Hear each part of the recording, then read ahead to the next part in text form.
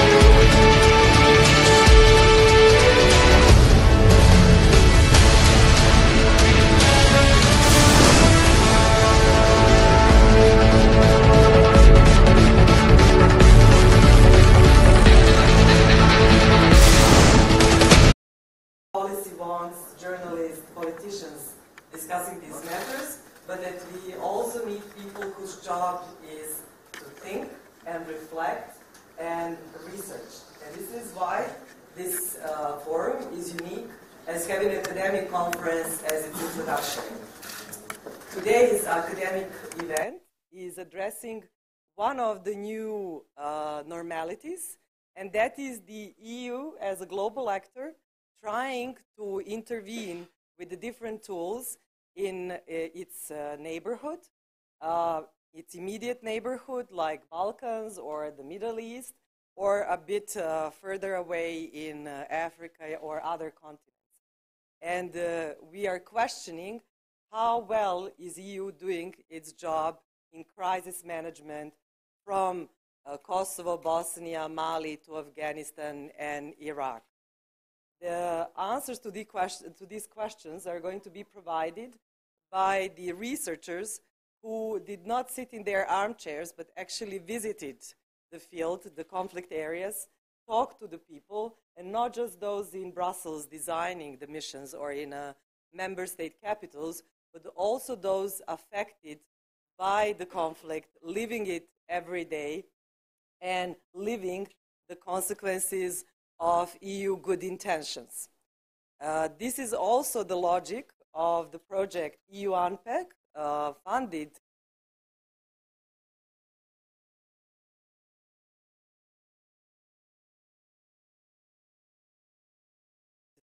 through Horizon 2020 scheme that looks bottom up, what are the experiences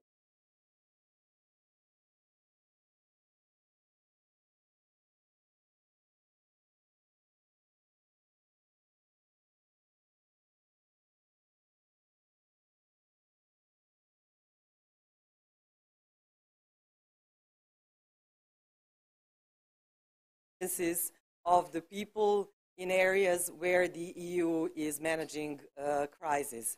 So a number of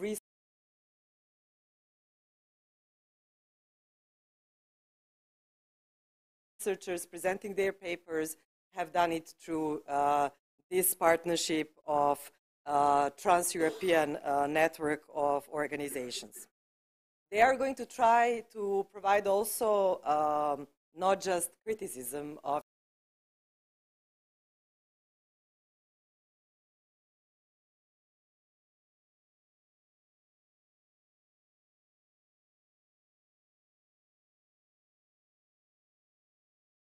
EU, but also some suggestions of what could be improved, and hopefully there'll be challenges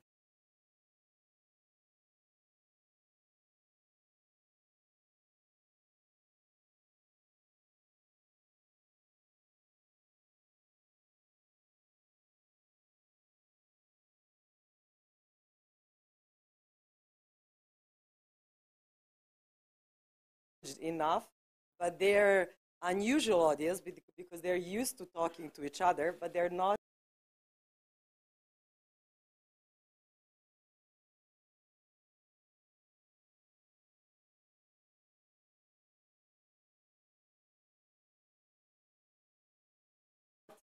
that frequently used to answer questions of people from the regions where EU intervenes, policymakers, journalists, diplomats.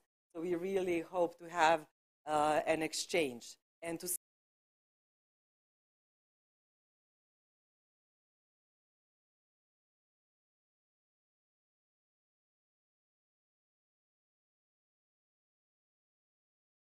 see if there are common understandings between the academics and policymakers.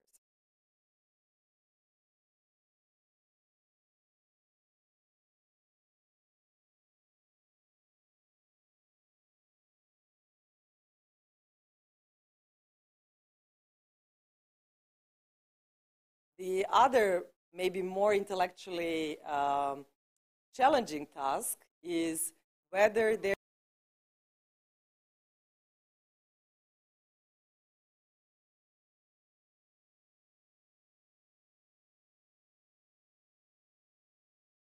could be common responses that would involve both top-down interventions, so working with political elites,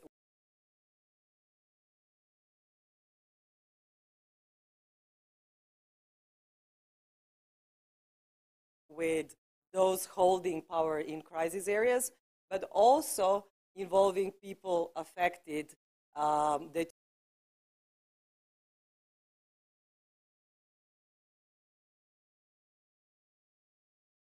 usually do not have voice in interventions. And in context of this last question, it's my great honor to introduce our keynote speaker for the 8th Belgrade Security Forum's academic event. It's Professor Roger McGinty of Durham University. He's professor in defense, development, and diplomacy. So it sounds like a typical high politics, old-fashioned strategic issues professor. But I can promise you from reading his papers, he's everything but that. And he tries to answer a very challenging question in today's discussion. And this is, who is the local that we claim should be listened to when intervening in foreign countries to introduce peace? Whose voices are missing?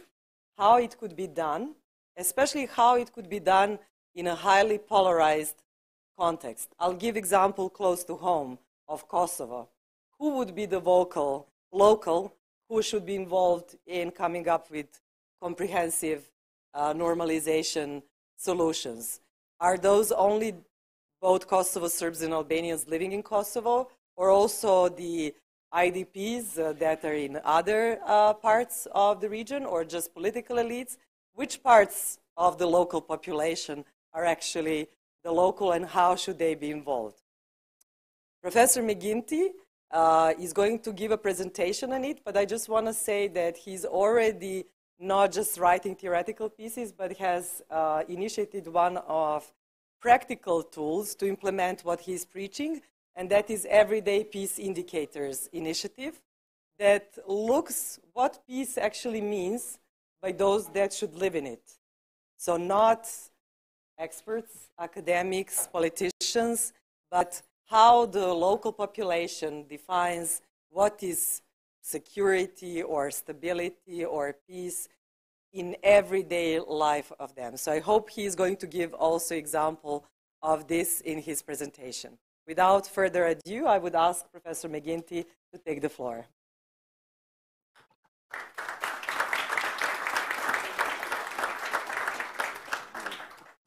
Good morning, everyone. And thank you very much for the invitation. Thank you for the kind words, Sonia. Thank you, BSF. I note that I'm a peace studies scholar. This is a security event. I note where the exits are, so I'll make a quick exit if things go wrong. I also didn't get the memo about wearing the dark suit. I don't own one, so that's a bit of a problem. Let me start with a story.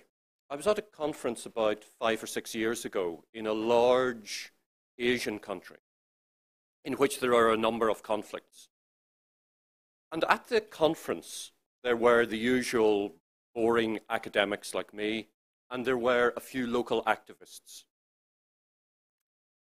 And also at the conference was someone from the EU delegation to that country. And the local activist, sometime at the end of the first day, stood up and asked the question to the person from the EU delegation, how do we talk to the EU? And he went on, he said, I represent weavers, handloom operators, and they have great difficulty exporting their goods. They don't get a fair price because of tariff system and also because of the EU dumping cheap produce in this country. And the very nice guy from the EU delegation said, well, it's easy. Once a month in the capital city, we have a forum in which we have an umbrella organization of NGOs from your country, and we meet with them on a monthly basis. So what you have to do is you have to register in your country as an NGO. You have to then join this organization, this umbrella organization. Then you have to make sure that you're chosen by that organization for that monthly meeting, and the topic is germane for that date. And then you travel to the capital city. And the local activist on the floor, who, by the way, was called Lenin, said, I don't think you quite understand how difficult that is, how this process of registration is difficult, how the organization, the umbrella organization of NGOs actually won't recognize us because they don't like our politics, because of the divisions in this country. And also the capital city is over 1,000 kilometers away. Now, the guy from the EU delegation was trying his best and giving what he thought was a good answer. But I think the story illustrates the difficulty that the international has in reading the local, and indeed vice versa. And that's what I would like to talk about today. I have a PowerPoint, and I have a 1-minute paper. So you can tune in for the 1 minute, and then if you think this is going to be really, really dull, get onto your tablet or laptop and tune out. So what I want to talk about are levels of analysis. How do we read the local, the national, the international, the transnational, and all levels in between? How do we do that practically and intellectually?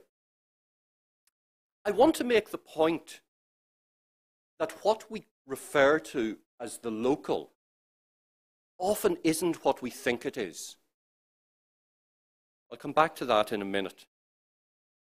I want to also say that when international organizations use the term local, often they mean national, or often they mean municipal or city. And then towards the end of the paper, or the second half, I want to talk about how in my own research I've been attempting to find out what this local is. And I'm sure many of you in this room have engaged in similar journeys and have come to possibly similar or possibly different conclusions. So let me get back to this issue of the local. No one lives a Serbian life.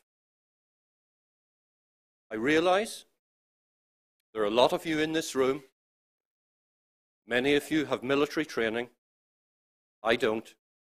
But really, Serbia and any other country you wish to imagine or wish to choose is an imaginary.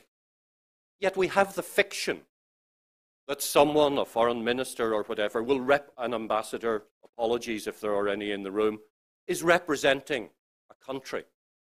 Not only does no one live a Serbian life, no one leads a Belgrade life.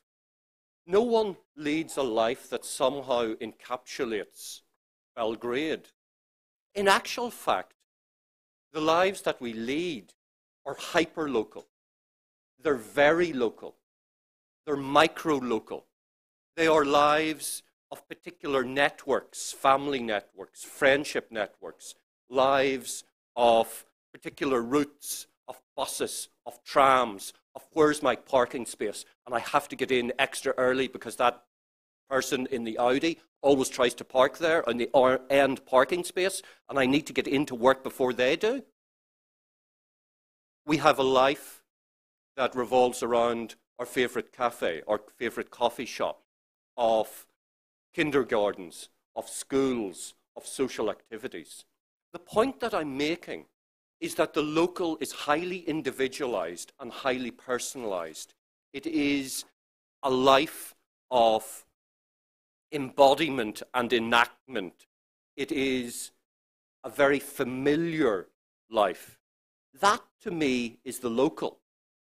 And thus, when people talk about the local being a city, like Belgrade, with 1.8 million people, I think that's fiction. I think that's absurd. And when international organizations talk about the local as being anything sub-state, again, I think that's absurd. So what I want to do in this paper is say something about defining the local, to chart the rediscovery of the local, to make this point or reinforce this point that the local actually is incredibly local. It's very local. I haven't quite found the right superlative to put in front of local to illustrate this point. Maybe you can help me out. And then finally, I want to say how through my own research, I've been attempting to access the local. So then, how do we define the local? Well, yes, it is a place. Yes, we can find it on the map. Yes, it is a noun. But it's also a verb. It's something that's enacted, embodied, lived. We give it life through our daily activities. I think it's important we try to see the local in its own right. But that's a really difficult thing to do. Because when we have a concept, we immediately try to relate it to something else. The local. We'll put this in the context of the global or the national. But as I want to illustrate later on, people tend not to see the world according to the national or the international or transnational. They see it in terms of the local, in its own right. The local is networked, incredibly networked, particularly nowadays, but look at history and how well networked we were centuries ago, millennia ago. The local is full of institutions. It's highly institutionalized, but not institutions of states or municipalities, institutions of family, of church, of social activity. It's worth thinking about it divorced from geography in an extraterritorial way, as a way removed from the strictures of territory. Remember just how mobile ideas and people can be in our transnational world. We also tend to think of the local often as being somehow backward, off the beaten track, under the radar, somehow anti-modern. It's not. What it has is a different form of modernity. And just because it's different from capital city modernity, just because it doesn't have WhatsApp or Uber or whatever, it's still a modernity, but a different one than ours. And I might suggest, very often, a more civilized one. And the key point is that the local is incredibly local. It revolves around the home, the workplace. It revolves around the apartment building, the route that we take to school or work, the bakery, etc., our favorite cafe. Okay, so over the long period of history, something quite interesting has happened to the local. In a sense, if you think of state-building exercises over history, or colonial and empire-building exercises, that has been about civilizing the local, making the local understandable. The local was regarded as being backward, as being unintelligible, as being poor, as a site of resistance. In more modern times, as being a haven for terrorists. They use something dreadful called asymmetric warfare, meaning they're not as strong as states. They are uncivilized. And the remedy to that is to civilize the local, is to give them names. Look at the map of the Pacific and how there are islands like New Caledonia or New Scotland, etc., etc. But more recently, the local has been rediscovered. I should say that there is one group of people who never forgot about the local, who always remembered how important the local was, and that is the counterinsurgency people. And if you take a look, for example, I stumbled, if anyone is an academic, a fact of life is that you go to the library and you find in the unintelligible catalogue system where the book that you actually want is, and you only go to the library once every 2 months because it's just full of students. The last people you want to see in your daily existence are students.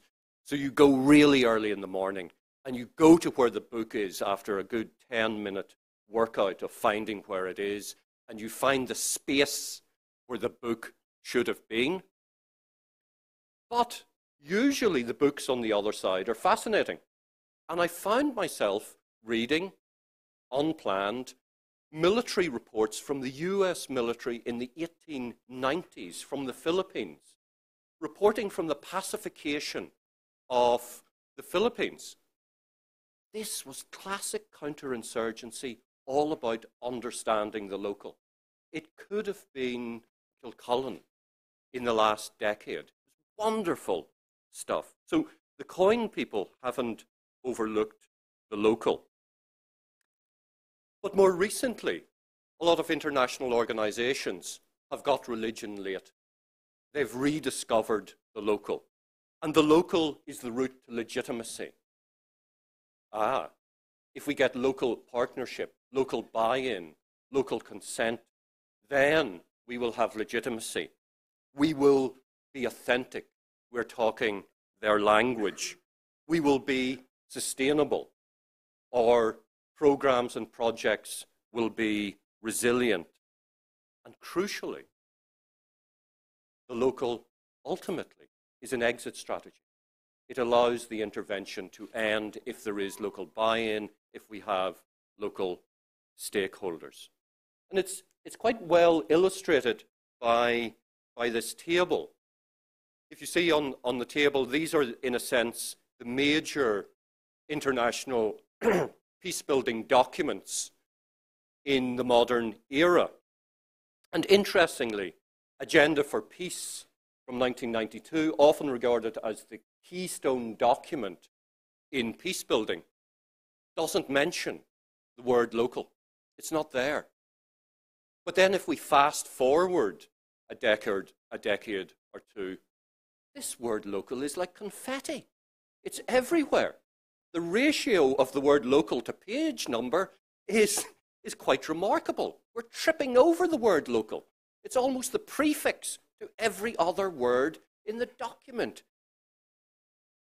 And what I want to suggest is often this use of the word local is quite shallow. It doesn't have much substance. Even NATO has discovered the word local. It's everywhere in its documents. And you can play this game at home. You can choose the European Union website or UNDP website and type in the word local. And it crops up everywhere. And then if you look at older documents, it's not there. So everybody's discovered this word local. And I guess we're all struggling to work out what it means. And the way that I have attempted to do that is through a research project called Everyday Peace Indicators. And I want to explain what we've been doing in this. So Everyday Peace Indicators is a research project that is conducted by myself and Pamina Fershau at George Mason University. And the USP of this project is to crowdsource bottom-up indicators of peace, conflict, and change from community members themselves.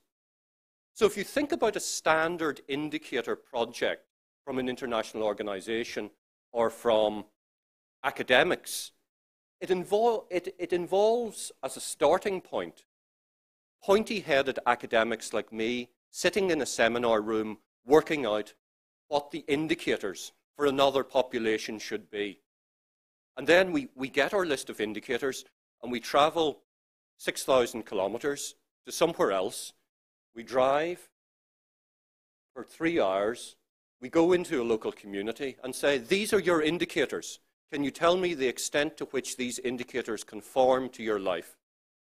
And people look at us and think, why? Why should I do that? So our thought was, why don't we just go and ask people what their indicators would be?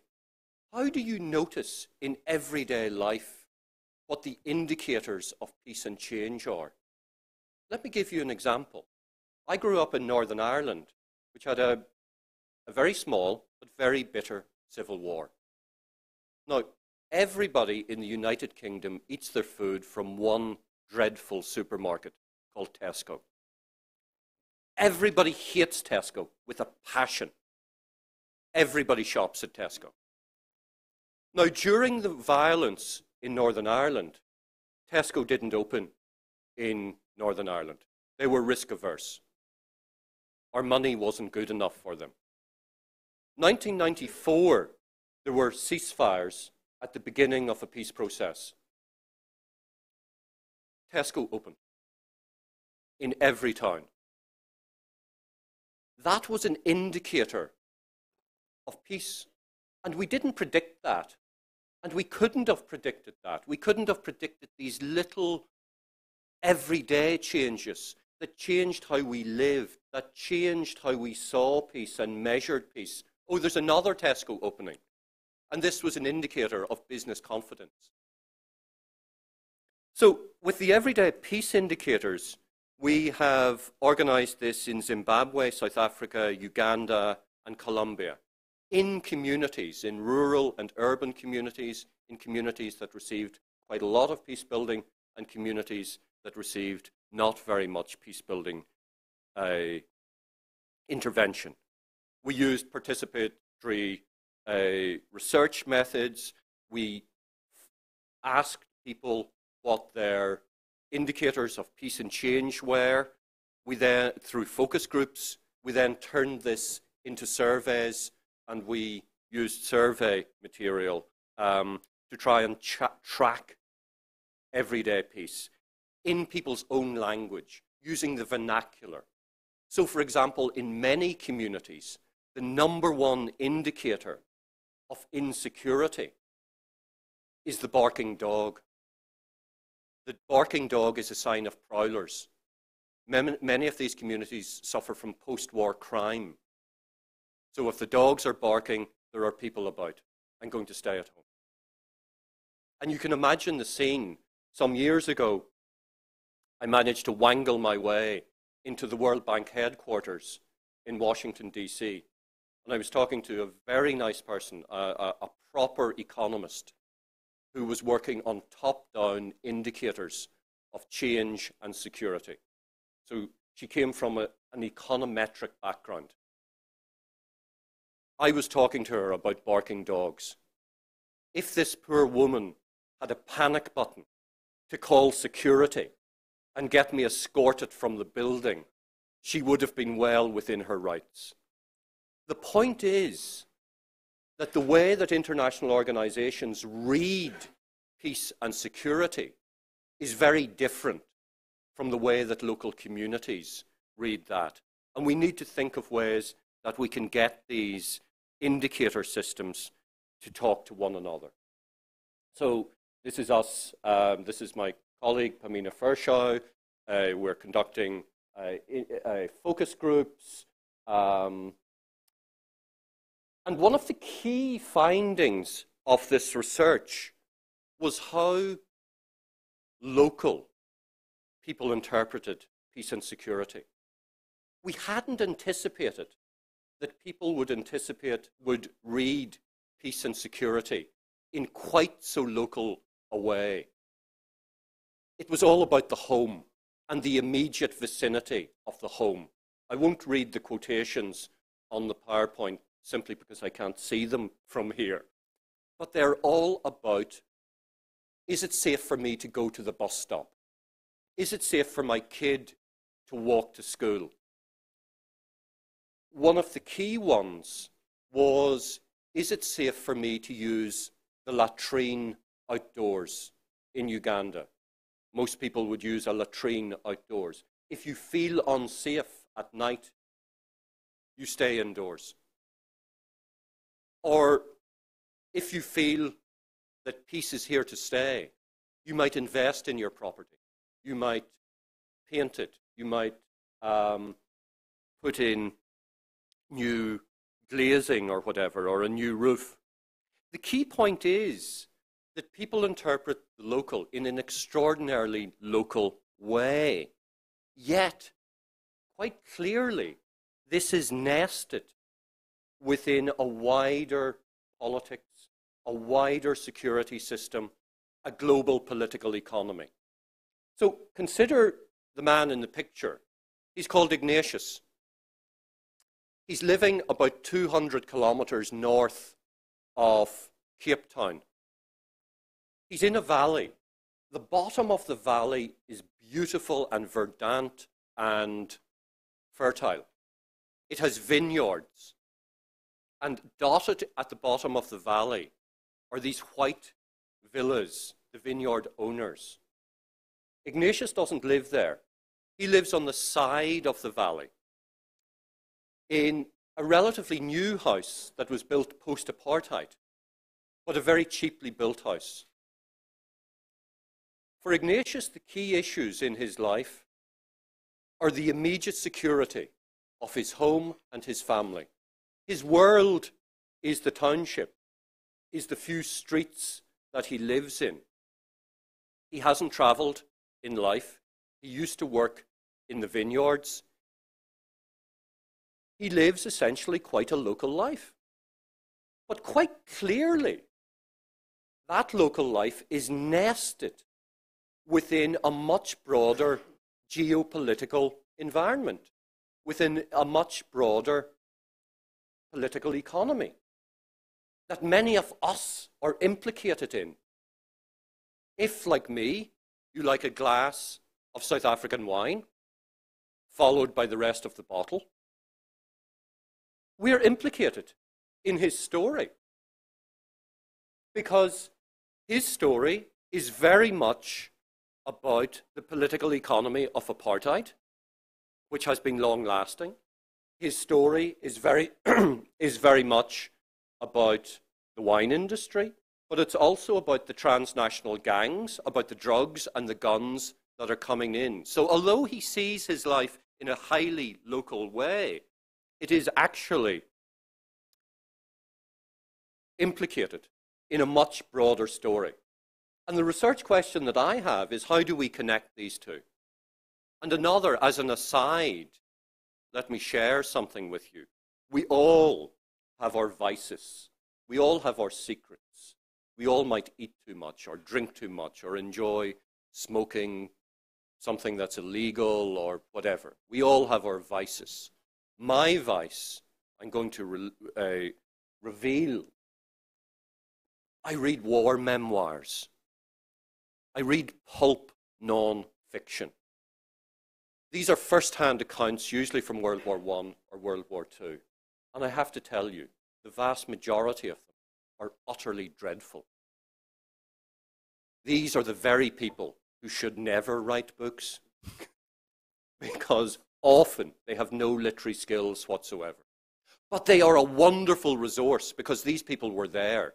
They were first-hand. They were raw. Often these are diaries. They wrote these more or less in the heat of battle or heat of war. They're fantastic.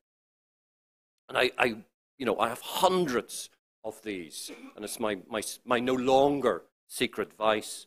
But one thing that comes out of these, again and again, is the localism.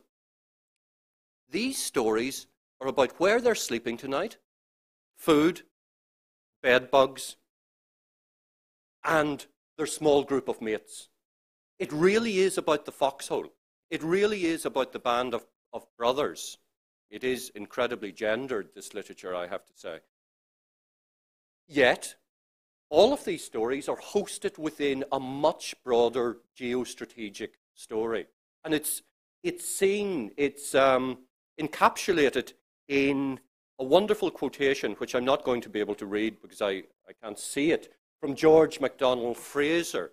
Now, he was cheating in writing a war memoir. He served in the British military in Burma in World War II. He was cheating because he went on to become a very successful novelist. So he had wonderful literary skills.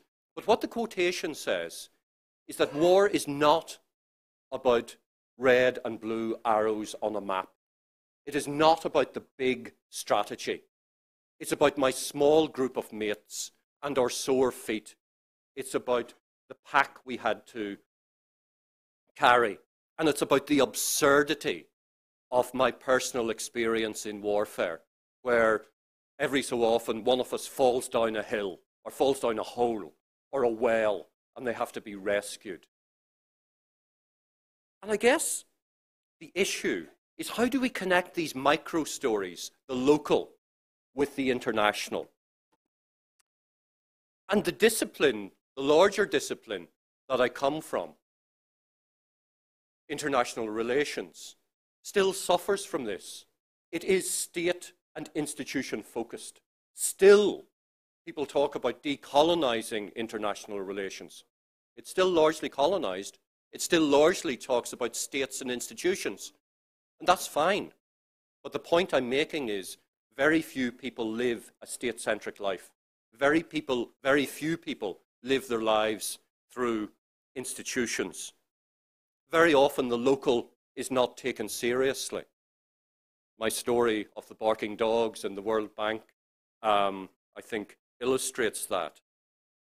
So to talk about the local is quite critical, but we have to be careful. The language that we use as critical scholars often can be conceited and very far removed from people's actual lives. Look at quantitative renderings of peace and conflict, where the answer to everyone's conflict is 0.2 to the power of 7. Yeah. Or look at post-colonialist literature, which is impenetrable very often. Indeed, international relations as a discipline has perpetrated a dreadful crime against the lexicon by coining the term ontological security.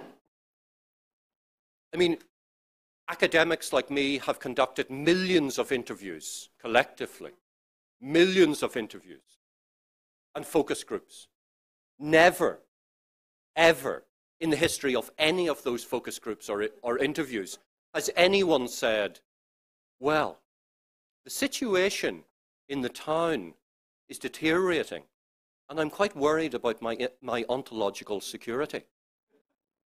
Yet, we use this term like confetti. So we have to be very careful about this.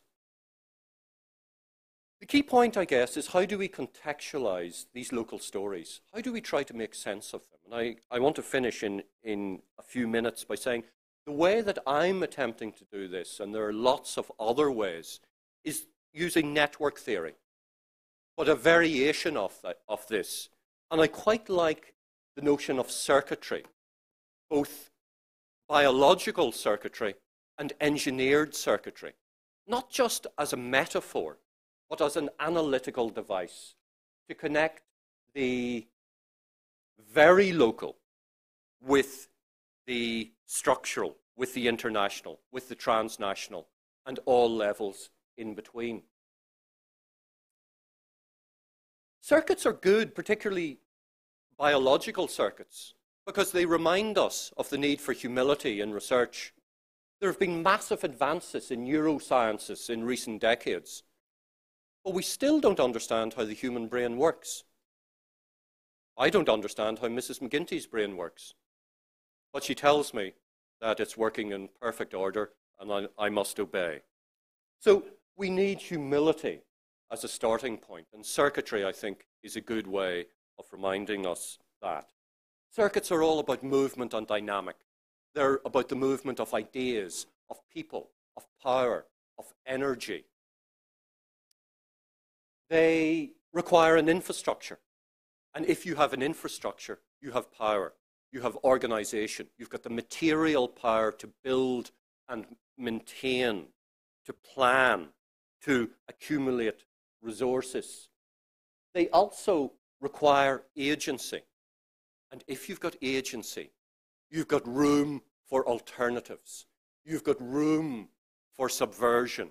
You've got room for that different narrative, for resistance, for the hidden transcript. So imagine the small group of people as being the family or the individual, as being one of the points in that network, on that circuit board. And that point, that little node, is then encapsulated in a larger network and a larger network and a larger one that factors up to those big institutions that control and make decisions on our behalf. Also, we can think of circuits within circuits, the individual, the family, the small group, or a micro-circuit within a larger circuit. And then finally, we can think of circuits of different orders, different types of circuits nested together.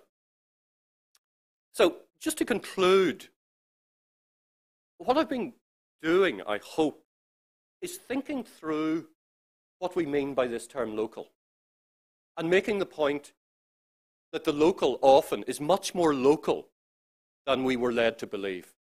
It is, in a sense, micro-local. And thinking through ways we can try to read that, try to access that. Thinking about issues of scale, and indeed thinking about the absurdity of the scale that we have normalized, the national, the international, that claims to speak on behalf of very many people, and how removed that is from the everyday life of going to the local bakery and bringing the kids to school along the normal route. So I am more than happy to attempt to answer questions and probably to defer questions with the stock answer of, that's really interesting, but what do you think? So thank you.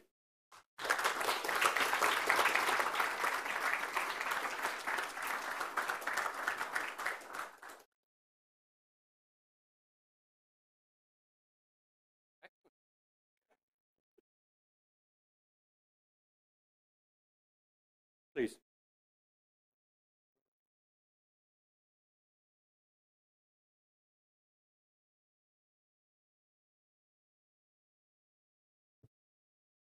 So, is this on? Can you guys hear me? So if I understand correctly, it seems as if your approach is shifting away from quantitative analysis and more towards anecdotal evidence. How do you aggregate that data effectively? And how do you deal with the interpretive liberty that some people may exercise over this data? Sorry, could you repeat just the last? How do you control for the interpretive liberty that some people may exercise when interpreting this data and communicating it to other people? Okay. I think what we have to do is, with all research, quantitative, qualitative, is accept that societies, particularly societies affected by conflict, are not laboratories. Now that's quite difficult because it leads us towards the notion of good enough research. And as social scientists, we have to strive for robustness. We have to try and say that our research is going to be replicable. Yet, when I go to conduct research in faraway countries, and indeed in local countries, often everything goes wrong. The taxi doesn't turn up. I get quite spectacular bed bugs. I feel sick. I'm going to record an interview on my phone, and the battery runs out, and the nearest place I can recharge is 50 kilometers away. So we've got this balance between attempting to have scientific robustness and the fact that I, at least, as a researcher, have feet of clay, that I get things wrong. And therefore, I think the answer, in a way, is to be honest and say that this is what our data tells us. This data is prone to all sorts of error, mistakes, and it's highly localized. And then, as you mentioned, how do you aggregate that data from an extraordinarily local pinpoint and say this represents anything other than the locality? And what we see with the Everyday Peace Indicators project is we see this as being complementary to other forms of data gathering, some of which may be quantitative, others qualitative. We see it as bringing greater nuance. We see it as enlivening narrative by allowing local voices to be in this. But I think that, you know, the way as researchers that we should strive towards is towards interdisciplinary collaborative research in which there are multiple data points telling the same story, in the hope that if we triangulate, if we look at these together, then we can get a more accurate picture. Because I'm pretty sure from my disciplinary silo of international relations that we don't have all the answers. But I'm equally sure that other disciplines don't have the answers as well. And I think you know, in a sense, the way that we can get towards some depiction of reality is by listening to the local and by comparing notes. Please. Hello. Thank you very much for most interesting talk. My name is Vsevolod Samokhvalov. I'm professor at the Free University of Brussels, working on Balkans Eastern Partnership countries. And I could easily subscribe to many things that you've highlighted, especially the whole theme. At the same time, in your conversation, you somehow mentioned that all this local context and dynamics is nested or inscribed into broader geopolitical or political economic conditions. So I was wondering, while you push, and well, rightly so probably, this local insight, how would you see, in terms of scholarly research, an interaction between sort of big structural factors like political economy, geopolitics, etc., and this local everyday condition? Any example would be more than welcome. Thank you. Okay, well, in my own work, how I've attempted to do that is through life histories from people like the man I showed, Ignatius, an attempt to connect that to value chains. And through value chains, we can connect with the strategic, with the global, with the transnational.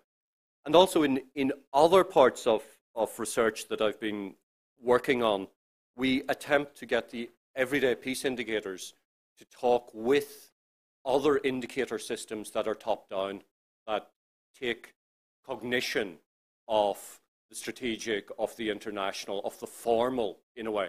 So again, it is attempting to meld, to fuse together different epistemological approaches, different methodological approaches, so that we can try and get towards a more accurate picture of the social environments we operate in.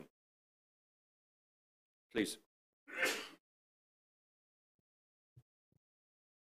Thank you. Kurt Bassiner, Democratization Policy Council, also the University of St. Andrews, a PhD student there. It was a fascinating presentation, and the thought that I had coming from my experiences, have you been looking into the political representation of this deep locality or the hyper-local that does that come up in your research, or is that something that you're thinking of moving forward, how these people would be represented at higher levels? Funny, I was at St. Andrews last week, and I saw students playing Quidditch, which is this game from Harry Potter. I've never seen anything more ridiculous in my life. It was like people who don't like sport playing sport. It was fascinating. But more seriously, your question. when we embarked on the Everyday Peace Indicators project, one of my fears was that when we asked people to tell us what peace looked like to them, that they would merely repeat what they had heard a political leader say on the radio last night or read in the newspaper that day or whatever. And interestingly, they didn't. Very few did. Some did, but very few. So I thought it was interesting that we got what I would like to think would be a vernacular, would be a highly localized impression of peace and change. But then, how do we represent that up the chain to political leaders? Well, in the current phase of the Everyday Peace Indicators project, we're attempting to run a number of institutional ethnographies. So finding out what the local is saying and thinking is quite difficult, but we've done it. And many others have done it. I should say that Everyday Peace Indicators project borrowed heavily from other methodologies. You know, so I'm not claiming wonderful originality. But that's only part of the equation. What happens when that local information moves up through organizations? How is it edited, parsed, ignored, aggregated? And to do that, to try and track, process trace that data, we're currently conducting institutional ethnography in a organization for victims set up as part of the Colombian peace process. So how does highly sensitive, very localized information turn into one page on the minister's desk? That process is one of power, of editorial decisions. And it strikes me as that's where the answer to the question is. How is the local rendered towards when it reaches the top of institutions? And very often what happens is with the change of scale, people stop talking about the local and they talk about the national. And thus, you know, we talk about the war in Colombia. Well, actually, the war in Colombia, the FARC government war, was actually highly localized in many ways. You know, it obviously had national dynamics and ramifications, but where the kinetic end of that conflict was, often was highly localized, yet the one-pager for the minister might refer to a national picture. And I think it's that sleight of hand, if I can call it that we're interested in. So maybe in a year's time, I might be able to give you a more certain answer. Please.